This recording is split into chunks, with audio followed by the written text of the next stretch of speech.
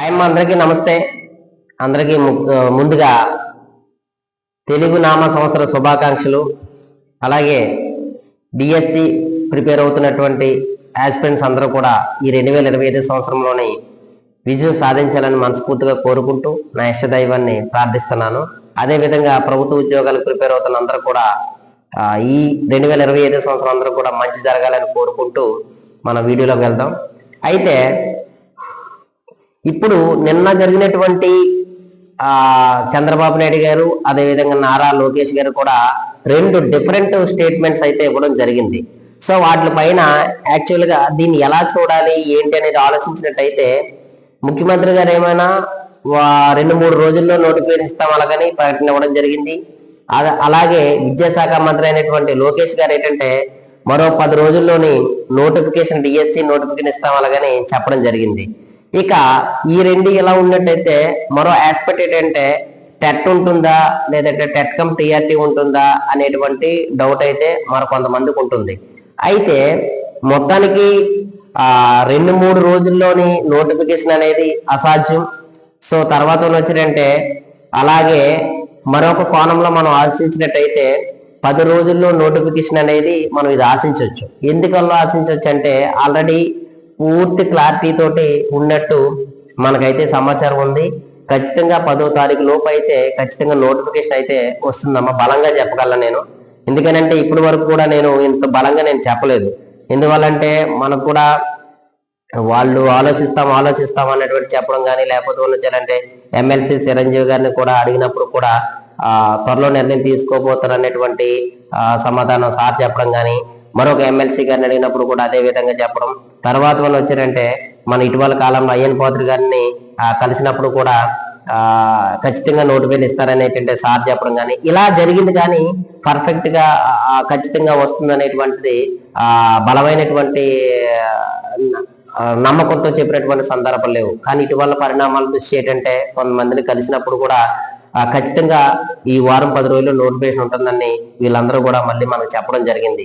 So అందువల్ల ఏంటంటే ఖచ్చితంగా మనకి ఏప్రిల్ 10వ తారీఖు లోపు అయితే మాత్రం మనం నోటిఫికేషన్ అయితే ఆశించవచ్చు. అదే విధంగా ఎగ్జామ్ ఎప్పుడు ఉంటుంది అనేటువంటి ఆలోచన చాలా మందికి ఉంది. సో మరలా నేను ముందే చెప్పాను, ఎందుకంటే ప్రభుత్వం ఇస్తున్నటువంటి కోచింగ్ ఇంకా ప్రారంభం అవ్వలేదు. సీఎం గారు అంటే నేను ఆయనకు అవగాహన లేదని నేను అన్నగాని, సో ఏ పొలిటికల్ లీడర్ అయినా సరే అది సీఎం అవని ప్రధానమంత్రి అవని మరొకరు అవని, సో కొన్ని స్టేట్మెంట్స్ ఎలా ఉంటాయంటే ఆ పొలిటికల్ కోణంలో ఉంటాయి కాబట్టి డెఫినెట్ గా ఆ కోణంలోనే ఆయన ఇచ్చుంటారని నేను పర్సనల్ గా భావిస్తున్నాను. ఎందువల్లంటే ఒకసారి ఆలోచించండి, ఏప్రిల్లో నోటిఫికేషన్, మేలో ఎగ్జామ్, జూన్ కల్లా అపాయింట్మెంట్ ఆఫీస్, ఇది సాధ్యమా? ఒకసారి ఆలోచించినట్టయితే అంటే ఇంచుమించు ఆ ప్రక్రియకి అంటే నోటిఫికేషన్ ఇచ్చి దాని అప్లికేషన్ ప్రక్రియకి 1 month 20 days పడుతుంది కదా, మరి ప్రిపరేషన్ సమయం ఏది? సో కాబట్టి తర్వాత ప్రిపరేషన్ ఇచ్చిన తర్వాత కొన్ని సమయం ఇవ్వకుండా ఎగ్జామ్ పెట్టేశాడు అనుకుందాం. తర్వాత ప్రాథమికకి తర్వాత వచ్చినట్టే తుదికి ఫైనల్కి ఇచ్చిన తర్వాత అభ్యంతర సేకరించిన తర్వాత ఫైనల్కి, సో తర్వాత ఫైనల్కి ఇచ్చిన తర్వాత రిజల్ట్ ఇచ్చిన తర్వాత వచ్చారంటే మళ్ళీ వీళ్ళకి ఆర్డర్స్ కాపీస్ రెడీ చేయడం, ఇదంతా సాధ్యమయ్యే పని. సో ఇప్పటికి కూడా బలంగా చెప్తున్నాను, సో ఏ కారణాల చోటైనా సీఎం గారు స్టేట్మెంట్ ఇచ్చి ఉండొచ్చేమో కానీ ఎట్టి పరిస్థితుల్లోనూ కూడా ఏంటంటే జూన్ 12 కల్లా నియామకాల ప్రక్రియ అయ్యేటువంటి అవకాశం అయితే మాత్రం 99% కదా, 100కు 100% కూడా లేదనేటువంటిది నేనైతే మాత్రం విశ్వసిస్తున్నాను. సో కాబట్టి మీరైతే మాత్రం ఖచ్చితంగా ఒక 100 days ప్రోగ్రామ్కి 90 to 100 days ప్రణాళిక మీరు సిద్ధం చేసుకొని మీరు ప్రిపేర్ అవ్వండి అమ్మా. ఇప్పుడు కూడా నేను బలంగా చెప్తున్నాను. ఎందువల్లంటే ప్రభుత్వం ప్రారంభించినటువంటి ఆన్లైన్ కోచింగ్ కానీ ఆఫ్లైన్ కోచింగ్ ఇంకా ప్రారంభం కాలేదు చాలా దగ్గర. సో ఎలా అవుతుంది? వాళ్ళు కోచింగ్ ఇవ్వకుండా మయ నుండి ఎగ్జామ్ పెడుతుందా? తర్వాత రెండవది ఏంటంటే టెట్ కోణం ఆలోచిస్తున్నారు, చాలా మంది అడుగుతున్నారు నన్ను. సో మరో టెట్ ఉంటుంది అలాగనే, ఆ టెట్ విషయంలో కూడా నేను ఒకటే క్లారిటీ ఇస్తున్నాను. ఒకవేళ ఏప్రిల్లో కానీ నోటిఫికేషన్ రాలేదనుకున్నట్టయితే మరో టెట్ ఉంటుందని నేను నమ్ముతున్నాను. ఎందువల్ల ఏప్రిల్లో టెట్ మనకి అదే నోటిఫికేషన్ ఇవ్వకపోతే టెట్ ఉంటుందని అంటున్నానంటే ఆల్రెడీ డైట్ ప్లస్ బిఈడి వాళ్ళందరూ కూడా ఎగ్జామ్స్ రాయడం జరిగింది. వాళ్ళందరూ కూడా ఏంటంటే రిజల్ట్ మనకి ఏప్రిల్లో కానీ నోటిఫికేషన్ ఇవ్వకపోతే డిఎస్సి నోటిఫికేషన్ ఇవ్వకపోతే మేలో ఏప్రిల్ ఎండింగ్ లేదా మే ఫస్ట్ వీక్ లో వాళ్ళకి రిజల్ట్ వచ్చేస్తుంది, చేతిలో సర్టిఫికెట్ ఉంటుంది. అప్పుడు డిఎస్సి నోటిఫికేషన్ ఇచ్చినట్టయితే మరి చేతిలో సర్టిఫికెట్ ఉండి కూడా వీళ్ళు డిఎస్సి రాయడానికి ఎలిజిబిలిటీ కాదు. అంటే వయసులు సరిపోతుంది, చేతిలో సర్టిఫికేట్ ఉంటుంది, కానీ ఏంటంటే మరి ఎలిజిబిలిటీ అవ్వదు కదా టెట్ లేకపోవడం వల్ల. సో ఈ కోణం ఏమైనా ఆలోచించినట్టయితే అప్పుడు మనకు టెట్ ఉండేటువంటి కోణం ఉంటుంది తప్ప ప్రజెంట్ ఏప్రిల్లో నోటిఫికేషన్ ఇచ్చినట్టయితే టెట్ ఉండదేమో అనేటువంటి నా పర్సనల్ ఒపీనియన్ అయితే మాత్రం మీ ముందు నేను పంచుకుంటున్నాను.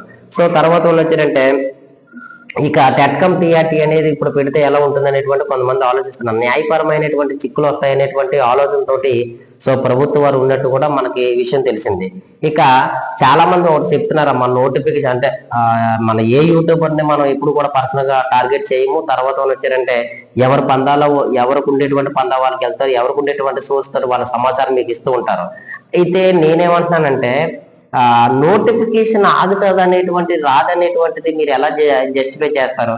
ఎందువల్లంటే ప్రభుత్వం చెప్తుంది కదా ఇంత బలమైనటువంటి సోర్స్. అఫ్కోర్స్ ఎందుకనంటే లేట్ అవ్వచ్చేమో తప్ప కానీ మరి ప్రభుత్వం మాట నమ్మకపోతే మనం ఎవరి మాట నమ్మాలి? సో ఆ కోణంలో ఆలోచించండి. అయితే ప్రభుత్వం తన మాట ఇప్పటి వరకు నిలబెట్టుకోలేదు, దాన్ని కాదని అంటలేదు నేను. సో కానీ ఏంటంటే ఈ విధానం ఈ నిర్ణయం తీసుకోవడంలోని నేను ప్రభుత్వాన్ని అప్పుడు వ్యతిరేకించాను, ఇప్పుడు కూడా బలంగా స్ట్రాంగ్ గా వ్యతిరేకిస్తున్నాను ఇప్పటికీ నోటిఫికేషన్ ఇవ్వకపోవడం అనేది. సో తర్వాత దాని మూల్యం ఏంటంటే డెఫినెట్ గా గవర్నమెంట్ చెల్లించుకుంటది. ఒక రోజు లేట్ అవ్వచ్చేమో కానీ ఎంత లేట్ అయితే నోటిఫికేషన్ అంత మూల్యం గవర్నమెంట్ చెల్లించుకుంటుంది, నో డౌట్ అట్ ఆల్. ఇందులో మాత్రం ఎటువంటి సందేహమే లేదు. మళ్ళీ చాలా మంది అనుకోవచ్చు నేను ప్రభుత్వంగా ప్రోగా మారాడే నేను నా స్టాండ్ నేను ఎప్పుడు మారను, మీరు అదే గుర్తుపెట్టుకోండి. అయితే నేనేమంటానంటే ప్రభుత్వం ఇంత బలంగా చెప్తున్నప్పుడు మనకు రాదు, ఇప్పుడు అవకాశమే లేదు అనేటువంటి ఆలోచన చేయడం వల్ల ఏంటంటే ఒకవేళ ఇచ్చేస్తే మనం ఎంత లాస్ అవుతాం? మీరు దయచేసి ఒకటే చెప్తున్నాను, మీరు యూట్యూబర్స్ ఎవరో ఒకటే రెండు ఛానల్స్ మీరు ఫాలో అవ్వండి, ఏదో ఒక మీరు నమ్మకమైనటువంటి ఛానల్స్ ఫాలో అవ్వండి తప్ప కానీ రకరకాలైనటువంటి ఛానల్స్ ఎక్కువ 10-20 ఛానల్స్ అందులో ఏం చెప్తున్నారు ఇందులో ఏం చెప్తున్నారంటే గందరగోళానికి లోన్ అవ్వాల్సిన అవసరం ఉంటుంది. మీరు ఏదో ఒకటి రెండు ఛానల్ మీరు బిలీవ్ చేసేటువంటి ఛానల్స్ ఫాలో అయిన తర్వాత మీరు దాన్నే మీరు తీసుకోండి కంటెంట్ ని, ఖచ్చితంగా నోటిఫికేషన్ అయితే వస్తుందమ్మా, నో డౌట్ అట్ ఆల్. ఇందులో అర్థమైంది కదా. సో తర్వాత ఇప్పుడు నేను చేసేటువంటి వీడియోలో ఏమైనా ప్రమోషన్ వీడియో ఏమైనా చేస్తాను నేను, అది కాదు కదా.